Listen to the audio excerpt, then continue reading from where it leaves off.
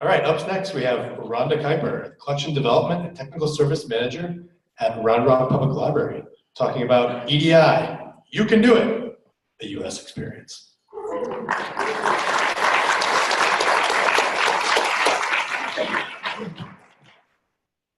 Hi, I just wanted to share with you the experience that we had at Round Rock implementing EDI on Koha. And this will just kind of be why we think EDI is so important, and just for libraries that don't use EDI, just kind of give you a view of what it really is like, because sometimes it just seems like, I don't know, kind of a mystery, you know, man behind the curtain and how does this all work. Just out of curiosity, so I kind of have a sense of who I'm talking to, how many libraries here actually use EDI in Koha? Okay, so we've got a few. Are there any libraries here that are thinking about doing it? Super. And then libraries that don't use EDI at all. Okay, all right. That gives me an idea of who I'm talking with here. So to start out, I'll just give you our story. We used EDI on our previous ILS. So when we decided we needed to migrate, it was a requirement that we move to a vendor that had EDI. So we worked with Bywater, and there was code out there, and hopefully I don't have this quite right, somebody will correct me, but there was code out there, but it wasn't actually in 3.22, which is the version that we migrated to. So we had the code put onto our installation, and so we were sort of on the bleeding edge of this installation. And currently we are on 1711 with the community code for EDI. And then we use 3 different vendors, and as I think it was Nick alluded to, we have to have plugins for each one of these vendors because standards in EDI, again, don't really exist. So we have Ingram, we have Midwest Tape, and we have Findaway, and each one of these vendors has kind of their own way of doing EDI. So, and so it was very interesting to see how each of these vendors worked with EDI. So the reason that we actually use EDI for the acquisitions module, it's basically twofold. It saves staff time and it reduces errors. So that's just basically the 2 reasons that we use EDI in the acquisitions module. So what I'm going to do is just kind of talk first about how EDI benefits the acquisitions module, and then I'll talk about how it benefits the cataloging end of it. So it's kind of a 2-part thing. So first of all, to get started using EDI, you'll need to gather information from each of your vendors on your different accounts and different things like that. So Bywater Solutions has a survey that I give the link here that you can go in, and if you can fill out all that information or have your vendors supply that information, you'll be able to set up the plugin if you're going to do it on your own. If you are a client of Bywater Solutions, for a one-time setup fee of $500 for each vendor that you set up, they will do all of this work for you. I would suggest if you're a Bywater client just to let them do it because it's kind of tricky. So then, so that gets set up. Then there's a number of acquisitions preferences that need to be set up. So we'll just look real quick at a couple of them. Acquisitions create item is basically determines when you're going to create an item. we have it set up to create items when we place an order. And that's so that when, so it basically will allow people to put holds on things that are in the on order status. If there's no item, I think they can't put a hold on it. So we allow people to put holds on things that we've ordered. Just kind of gives us a heads up on what's going to be really popular, because who knew Fire and Fury was going to be quite that wild in Round Rock. So then the next thing that you'll need to do is set up the mark fields to order preference. This is basically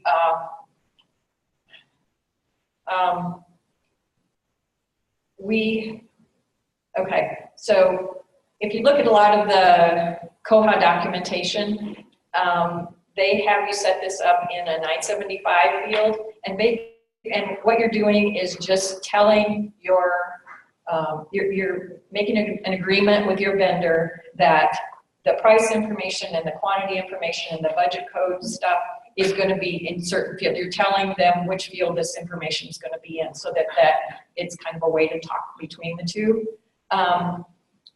A lot of the Koha information shows us in the 975 field. That's because we came from a different ILS and we had everything set up in the 970 field, we just left well enough alone and just told Koha we're going to work in the 970 field.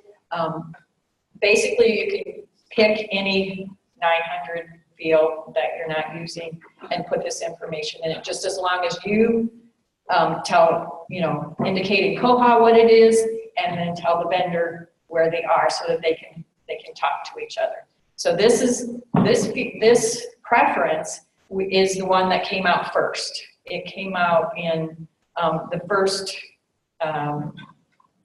when EDI was first available.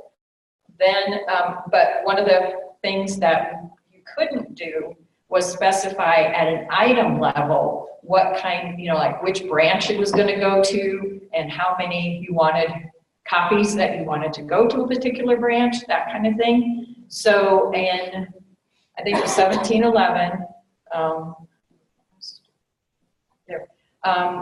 a new system preference was added. This is the mark item fields to order preference. And in this preference, you're able to specify item level information like the branch and the collection code and the location and the, what else is in there? The quantity and the non-public note, those kinds of things. So you can specify all of this information, and again, you've got to talk to your vendor. They'll have something. I know, like I said, we use Ingram. Baker and Taylor have things set up for this too. So once you get those three separate system preferences set up, then you work with your vendor to, so in Ingram, this is kind of what the setup would look like. You have, you can see down the left-hand side here that we've got the tags and the subfields, and then what goes in each one of those. So you, in your Ingram account or your Baker and Taylor or your Midwest tape or whatever, there'll be some format like this that you'll specify where these fields go. Then you set that all up, and then, so like especially for Ingram, what I just showed you is for the on-order records, and then you also need to set up grid information with your vendors so that you can easily apply, the different collection codes and all that kind of stuff to the specific things that you're ordering. And then you can also set up a mark modification template for acquisitions. So we set one up to, and this is basically what it is, so that when we stage and then import the vendor brief records. This acquisitions template is applied to it, modification template. So what we do in our catalog, this is sort of a hangover or leftover from the previous ILS.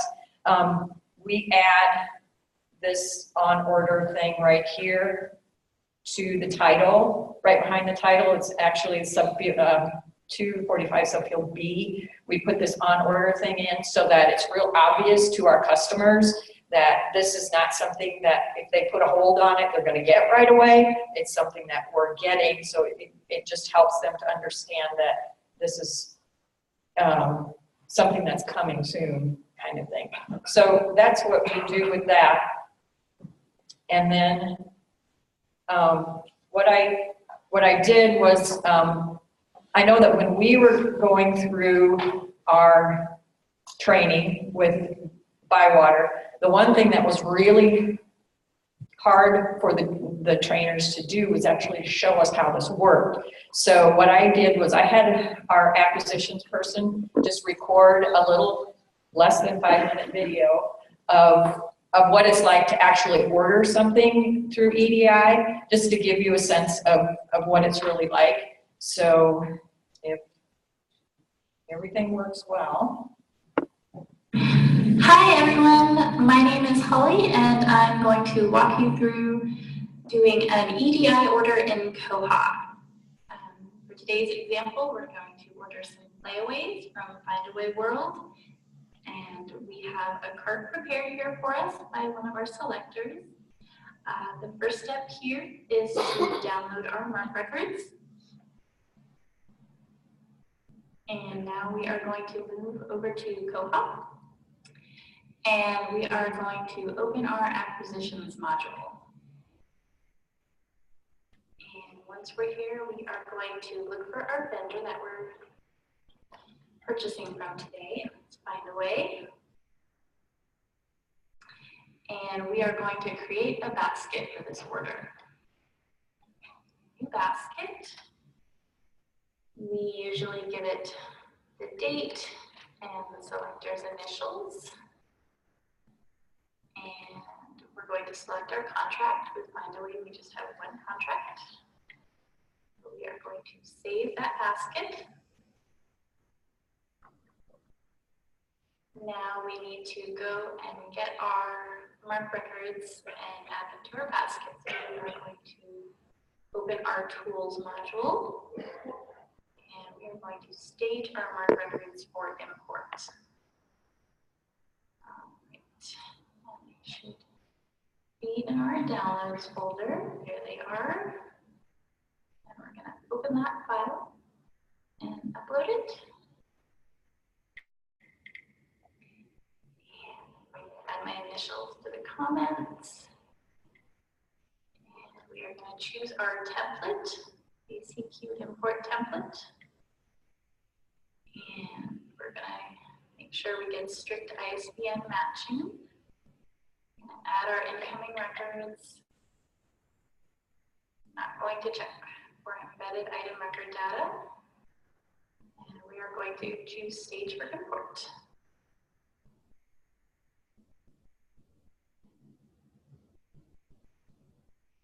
Okay, we've got 3 records in our file, which is what we should have.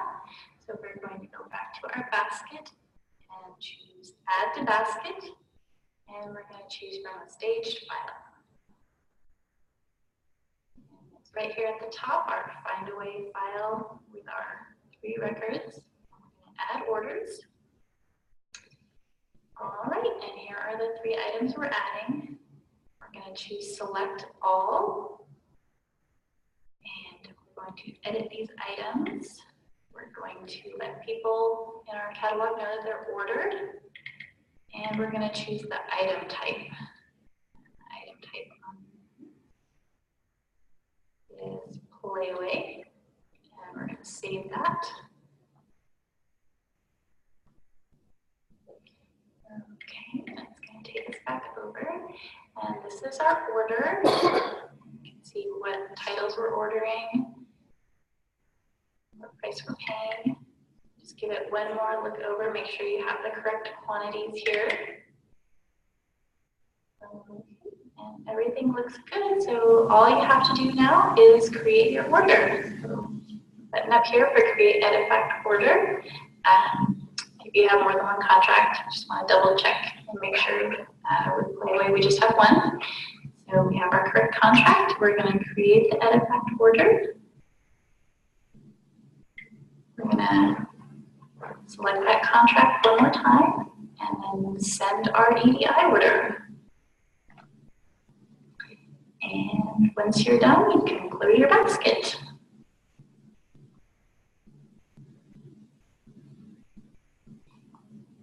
And you can see our order has been added right here under Find Away World, our outstanding orders.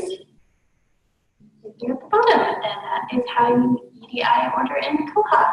Thanks. Okay, so you all know that the next step is just to wait. So this is Holly waiting for the books to come in, or the playaways in this case. I walk past her office and that's usually what she's doing. No, just kidding. Okay.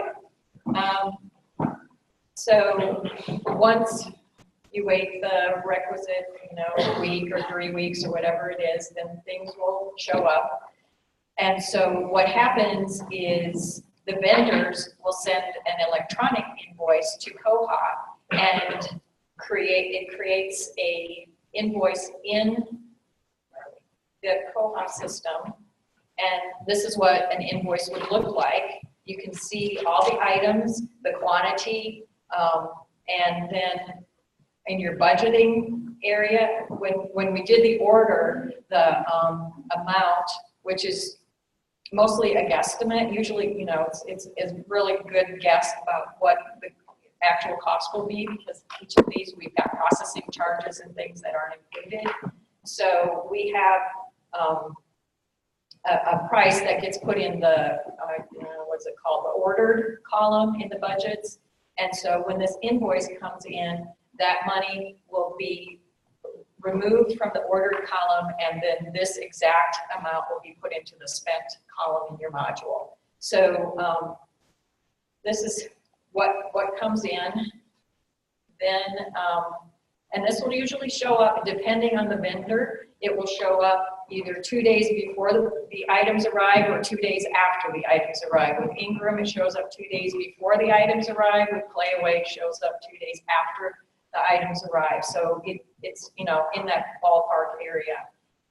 The other thing that happens is automatically, you don't have to do anything. You don't have to do any extra processing, but the items will be marked as received in the basket. So you don't have to go in and actually receive each of these items once they've come in. It's all done automatically by Koha. So we had a little, I guess it would be CSS added to our system to turn the RCVV bright red, just to make it easier to see it. Another thing that we did in our EDI setup is to have the EDI message transfer the notes from either Ingram or Midwest Tape. We can have notes on individual items. We had that transferred both to the non-public note and to the internal note so that we can see that. So this little PS here that you see means it was a purchase suggestion.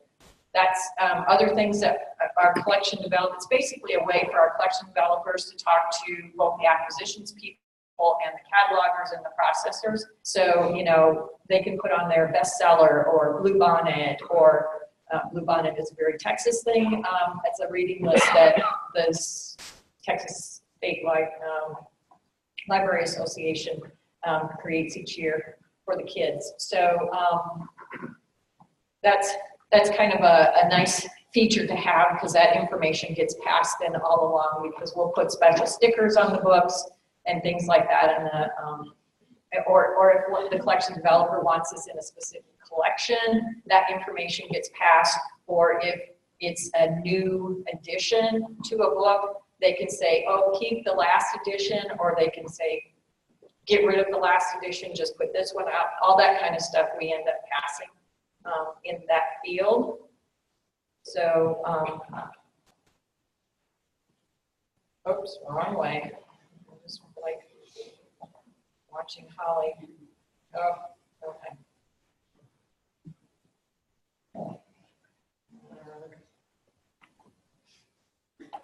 I got myself in a state. Yeah, there we go. Okay, so we'll pass that. Okay, so that's basically the acquisitions stuff that EDI helps with. So now what I'm going to do is turn and look at the cataloging process. Again, the reasons for using it in the catalog process are to save staff time and to reduce errors. The way it reduces errors is the vendor's final records will only overlay brief on order records. There's a way to match and say, hey, you know, this this final record that I'm getting from Ingram, I want to overlay the brief record so that we don't end up with a brief record and a final record in our catalog. And then the item record is updated with things like the barcode, and because Ingram will supply those for us and Midwest State both. Barcode, the actual price for the item, and I can't think, there's probably a couple other things that they include. So first thing for getting started is to ensure that your bib numbers and your item numbers are being correctly transmitted to your vendors in the EDI order. And for those who are interested, this is what an EDI order message looks like. So in these GIR fields, the first one, the 21-0 whatever, is the bib number, and then the other number there is the item number. So those are, you just want to make sure that that's getting transmitted properly. What for us with Ingram, we had to specify what our final mark records were going to look like. We already specified what our on-order records look like, what I showed you before. So now we have to specify what our final mark records are going to look like. So we sent something that looked similar to this. You know, it's like for something on this account that's an adult fiction, we want this, you know, our 952 to look like this, and kind of specified. Some of it is Ingram, vendor supplied, some of it's Koha supplied through the EDI order, but there's all the information. So then we also create a mark modification template for these orders, because these records will get sent from the vendor. Then we'll download them and stage them in Koha, and then create a mark modification template for them. This is an example of our Ingram adult nonfiction, just a bunch of things that we would, that come in that we didn't really need. We get rid of the BISAC stuff and things like that. So there's just some stuff that can be automated to clean up the records. So, and then we have a record matching rule. We just have one match point, I guess is the word that they use. And basically, like in this example, we're matching on the bib number. So we say we need to have that 1,000 is the the percentage match that we're going to have. And so we say it has to be a 100% match in order to overlay the record. So the bib number has to be an exact match for that. So I think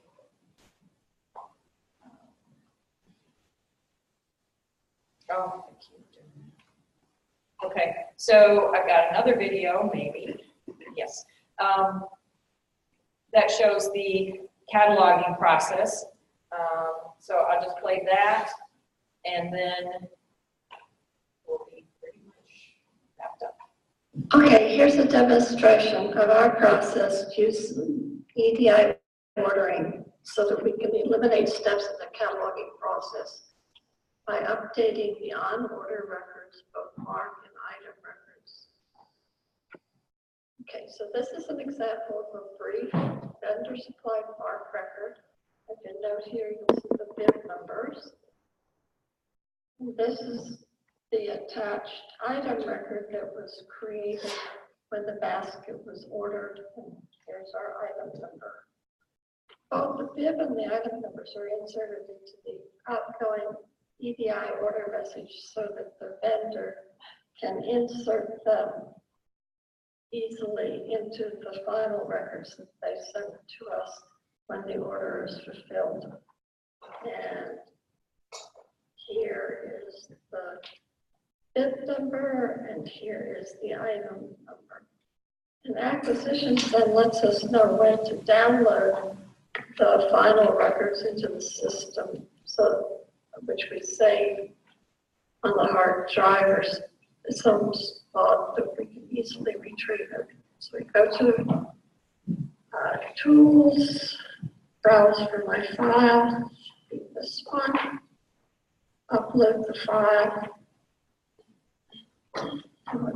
Make a comment on the file, have a process of putting our initials on it, and the vendor a brief description so that if we have to go back, we can kind of sort through.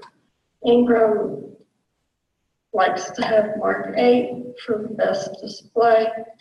We use a predefined template that helps to eliminate some things that might show up into a non-fixed record that I don't want.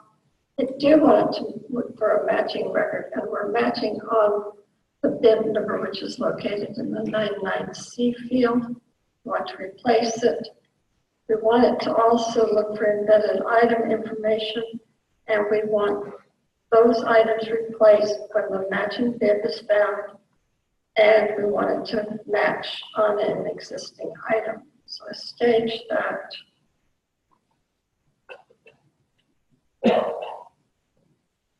Few seconds. You see there was one record in the file, one record was staged, one record was matched on the 99C, and one item record was found. Manage stage records like any other thing, imported into the catalog. A few seconds. And you can then look at the final mark record here. Record.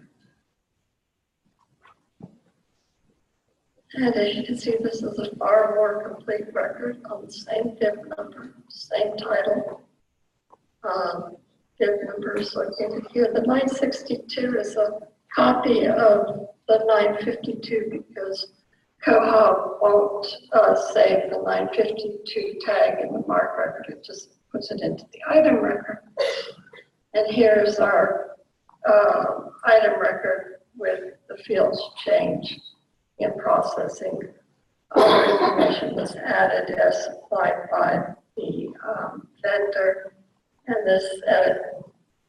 this record can now be edited with far fewer changes than we would normally have to make, especially on the items side. So that's it.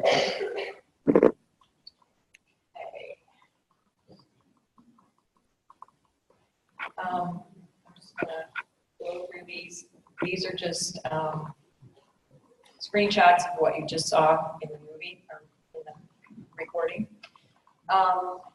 So that's basically what it's like with EDI ordering, both in the acquisitions and the cataloging procedures. Some things, future enhancements for EDI. There is a funded development to integrate purchase suggestions with EDI ordering. This is one of the cool things about Koha is there were 3 libraries that got together and said, we would like this, we think this is really neat. We talked to Bywater and said how much would it cost, and then we were able to divide the cost among the 3 libraries. And that's actually in the queue now, waiting to be developed. So you do have some control over the features that that show up in Koha. One thing that we think would be great for future processing is if Koha would be able to handle cancellations electronically. We currently just get an email from our vendors that say these items have been canceled, and then we have to go in and cancel them from our baskets manually. It would be great if we could get those done automatically, I guess. And I think that's it. If there are any questions, I'll try to answer.